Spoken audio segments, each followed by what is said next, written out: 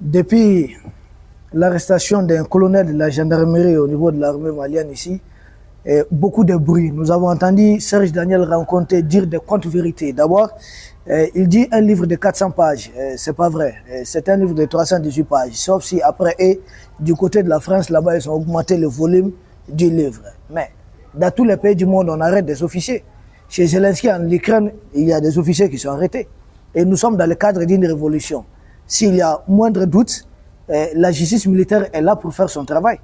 On ne va pas commenter les dossiers qui est aujourd'hui devant les procureurs militaires, sans doute, du Mali. Mais il faudrait apporter quelques éclaircissements, quelques démentis par rapport à la désinformation que nous avons vue sur TV5, sur je sais pas, RFI et d'autres médias occidentaux. La première des choses, il s'agit réellement, l'information elle est vraie, il s'agit d'un colonel de la gendarmerie du Mali qui d'ailleurs a été dénoncé par un communiqué, le communiqué 001 du ministère de la Défense et des anciens combattants du Mali. Donc ce n'est caché de personne, il s'agit d'un communiqué qu'on peut retrouver sur les réseaux sociaux, qu'on peut retrouver partout. Qui est ce colonel?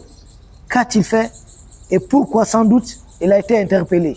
Et quelles peuvent être les conséquences des actions en cours? Le colonel, il lui est reproché d'avoir fait publier ou d'avoir fait publier un livre passé. Jusque-là, il y a plusieurs zones d'ombre. Nous demandons si réellement c'est lui qui a rédigé le livre en question ou s'il s'est fait manipuler. N'oubliez pas que même Damimba, l'autre manipulé du côté du Burkina, avait rédigé un livre. Pour le moment, nous respectons la présomption d'innocence. Mais ce qui est sûr, c'est l'information qui est vraie, qui est réelle, c'est qu'un officier de l'armée malienne a publié un livre. Un livre qui est intitulé Mali, les défis du terrorisme en Afrique. C'est ça le titre du livre. L'officier en question s'appelle Alpha Yaya Sangare. Il s'agit d'un colonel. Et tel mentionné dans le communiqué du ministère de la Défense. Pourquoi le livre là fait autant de bruit? C'est parce que, et quelque part, dans le communiqué du ministère de la Défense, on dit que les forces armées du Mali, dans ces livres, sont incriminées d'avoir commis des exactions. Même accusation que les fameuses organisations des droits de l'homme avaient faites contre le Mali. Même accusation que les fameux politiciens à la solde de l'Occident, qui sont à cheval entre Abidjan, Dakar et puis Paris, formulent généralement. Donc, même accusation, et il est surprenant de voir que cela émane des rangs de l'armée malienne de la part d'un officier de la gendarmerie. C'est incompréhensible. Incompréhensible pourquoi? Parce que lors de la dédicace du livre en question, son directeur de thèse, parce que c'est quoi son parcours concrètement? Il a fait l'école britannique militaire de Kati ici. Ensuite, il a fait l'école militaire inter-armes, qui est l'école des officiers du Mali. Ça se trouve à Koulikoro.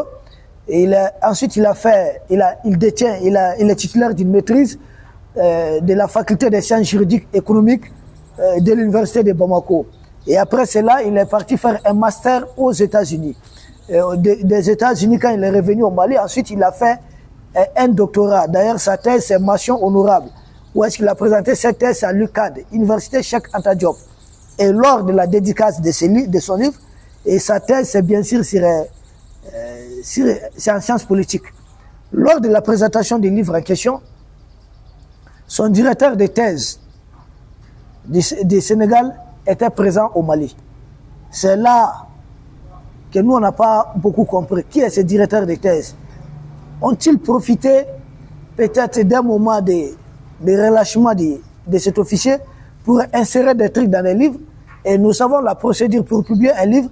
Vous avez toujours la dernière copie révisée et ensuite à vous de donner votre OK ou non de publier le livre. Donc, les forces armées du Mali sont fortement incriminées dans ces livres. Et d'ailleurs, d'après les informations que nous disposons, la France est en train de réunir plusieurs avocats et autres pour essayer, à partir de ces livres et d'autres éléments, d'accuser les forces armées du Mali d'exactions et essayer, en tout cas, de traîner, de lancer des mandats ou autres contre la hiérarchie de l'armée malienne. c'est des intimidations, des tentatives de chantage qui ne fonctionnent pas. Il s'agit d'un livre, n'importe qui peut écrire un livre, moi je peux l'écrire. Ceux qui me suivent peuvent écrire un livre, mais en quoi il faut utiliser ça? Tout simplement, ils disent que cette fois-ci, il s'agit d'un officier de l'armée malienne. Mais ça ne veut rien dire. Quand Blaise Compaoré renversait Thomas Sankara, il était aussi un officier de l'armée du Burkina. Quand Mobutu décidait de se débarrasser de Lumumba, il était un officier de l'armée congolaise à l'époque. Mais même la guerre civile que Denis Sassou Nguesso a fait de l'autre côté, mais qui était-il? Quand Ouattara décide de faire la guerre à Gbagbo, mais il s'agit d'un ancien premier ministre de la Côte d'Ivoire et un ancien gouverneur de la BCAO, un ancien cadre du FMI. Pourquoi? Donc, quand il s'agit, on dit que c'est un ancien militaire, et c'est un militaire du Mali qui a écrit le livre, donc là, ça devient monnaie courante. Dans de telles conditions, si un autre militaire malien écrit un livre pour aller dans le sens contraire qui ne plaît pas aux Occidentaux, ils prendront ça aussi comme une pièce, ils vont travailler avec. Ont-ils manipulé cet officier malien jusqu'à vouloir assouvir leurs besoins? C'est un officier qui était à la tête des forces spéciales. Donc ce n'est pas n'importe quel officier. Ici, nous avons ce qu'on appelle les FORSAT. FORSAT, c'est des forces spéciales antiterroristes. Et là, c'est sur 3 corps. C'est-à-dire il y a FORSAT garde nationale, FORSAT police nationale et puis FORSAT de la gendarmerie nationale. Il dirigeait l'unité de la gendarmerie nationale. C'est pourquoi ce monsieur, depuis le soulèvement du mouvement M5, on a parlé de répression, donc il a un moment, je pense, il a été écouté dans ce cadre. Je ne dis pas qu'il était coupable, je ne fais que dire des choses telles que se sont déroulées ici du côté du Mali. Il y a eu des erreurs, sans doute, nous l'avons dit. C'est normal, l'œuvre humaine n'est jamais parfaite, parce que certains officiels du Mali étaient présents à ce même lieu de dédicace, où d'ailleurs était encore présent l'ambassade des États-Unis, l'ambassadeur du Qatar et l'ambassadeur de l'Arabie Saoudite. Tous ces gens-là étaient présents à cet endroit. Donc normalement, les officiels du Mali devaient se dire que c'est un livre qui porte sur le terrorisme. Mais les États-Unis se replacent, le Qatar se replace. Tout ce monde-là se replace. Pourquoi les inviter? Au même moment, inviter aussi des officiels du Mali. Certains officiels sont des promotionnaires d'armes. C'est-à-dire ils ont fait des écoles avec ce monsieur. Ou c'est dans un cadre privé, soit dans un cadre social. Mais pas dans le cadre de responsabilité officielle. C'est dans ce cadre que ces gens-là sont présentés à titre privé et à titre social. Mais c'est quand le livre, et l'erreur commise c'est quoi? C'est que le livre n'a pas été lu auparavant par les services. C'est quand le ministère de la Défense a étudié, a analysé les paragraphes, tous les paragraphes du livre, s'est rendu compte des choses insérées à l'intérieur qui incriminent gravement les autorités du Mali. Nous autres Africains, une de nos erreurs c'est quoi? Excusez-moi du terme, c'est de ne pas lire suffisamment. Beaucoup d'accords ou beaucoup de documents que nous signons au niveau de la CEDEAO, Union africaine, au niveau international, on dirait que nous ne les lisons pas. Un tel livre, avant que des ministres se rendent sur place, devait prendre le soin de lire le livre. Il s'agit d'un livre qui incrimine gravement les forces de défense et de sécurité du Mali. C'est pourquoi il y a eu des réactions du ministère de la Défense et bien sûr des ministres qui s'étaient rendus à titre privé et à titre social pour la dédicace du livre en question. Une dédicace qui a enregistré la présence de l'ambassadrice des États-Unis, de l'ambassadeur du Qatar, de l'ambassadeur de l'Arabie Saoudite et d'autres officiels encore du rang des Occidentaux. C'est un officier non seulement qui a dirigé une unité des forces spéciales antiterroristes, mais c'est un officier qui est spécialisé dans les renseignements militaires. C'est pourquoi les Occidentaux pensent avoir trouvé le profil qu'il fallait. Et je dis encore, c'est un officier qui a été entendu par la justice malienne à la suite des répressions de la chute du régime Ibeka contre des manifestants. Il a passé une partie de son cursus universitaire aux États-Unis. Il n'est pas, nous l'avons dit, il n'est pas le seul blâmable dans ce dossier. nos officiels ici du côté du Mali ont commis des erreurs et nous pensons que nous allons apprendre de nos erreurs. Il n'y a rien de grave, mais la façon dont les médias occidentaux sont en train de désinformer, c'est comme si il a été interpellé injustement, non? Il a été interpellé pourquoi? On va avancer les deux raisons principales. Le contenu du livre en question peut être sujet à interpellation, premièrement. Deuxièmement, pour qu'un militaire en service puisse publier un livre, ici, il faut avoir l'autorisation du département en question. Or, le livre a été publié sans l'autorisation du département qui l'engage, du département auquel il relève. Donc là, il y a vice de forme et il y a vice au niveau des fonds, sans doute. Donc, de tels, ça, c'est des éléments suffisants pour permettre une interpellation. Si les textes n'ont pas été respectés, et le ministère de la Défense a dit que le règlement doit être appliqué. Et c'est ce qui est en cours. Il a été interpellé, mais pour le moment, il n'a pas dit qu'il est responsable ou bien il n'est pas responsable. Rien n'a été dit. Il y a la présomption d'innocence, il est entendu. C'est normal. Mais Jalougini a juste fait une déclaration du côté de l'Ukraine, il a été relevé, non? D'autres encore, dans les pays occidentaux. Pourquoi Macron a relevé les patrons de la DGSI? Au Mali, si le ministère de la Défense pense qu'un militaire a dû commettre des erreurs, c'est très normal de l'appeler, de recadrer. Et seule l'enquête peut dire si cet officier était mouillé dans un réseau ou c'est juste une erreur professionnelle, une faute professionnelle qu'a commis cet officier. Pour le moment, il est très tôt de se prononcer dessus.